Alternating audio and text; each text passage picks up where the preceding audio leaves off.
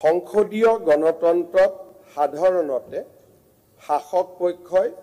সভা স্থগিত প্ৰস্তাৱ বিৰোধিতা কৰে আৰু আজিও স্বাভাৱিকভাৱে আমি সভা স্থগিত প্ৰস্তাৱৰ বিৰোধিতা কৰিব লাগিছে কিন্তু আমি কোনেও এই প্ৰস্তাৱৰ বিৰোধিতা নকৰি তাক পূৰ্ণ সমৰ্থন আগবঢ়াইছিল এই কাৰণে যে জুবিন গাৰ্গৰ মৃত্যু জুবিন গাৰ্গৰ হত্যা অসমৰ বাবে এটা অপূৰণীয় ক্ষতি আৰু এই ক্ষতিক হয়তো আমাৰ প্ৰজন্মই কেতিয়াও পূৰণ কৰিব নোৱাৰে জুবিন গাৰ্গৰ ক্ষতি অসমৰ প্ৰতিজন ব্যক্তিৰ বাবে এক অপূৰণীয় ক্ষতি প্ৰতিজন পৰিয়ালৰ ক্ষতি প্ৰতিটো জাতি উপজাতিৰ ক্ষতি আমাৰ জাতিয়ে এক মহামূল্যৱান অমৰ সম্পদক হেৰুৱাই পেলালে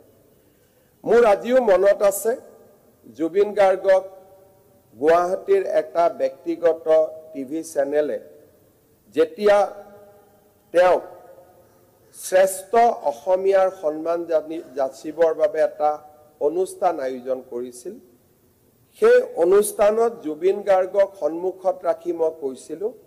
যে জুবিন অসমৰ এক জাতীয় সম্পদ আৰু জুবিনক আমি তেওঁৰ সৃষ্টিৰে সদায় জীয়াই ৰাখিব লাগিব আৰু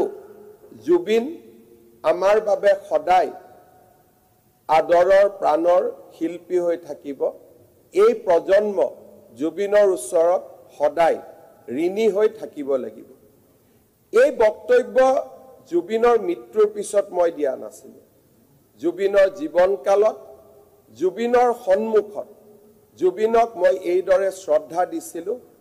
আৰু জুবিনে এটা কথা সিদিনাখন কৈছিল যাক মই আজিও মনত পেলাওঁ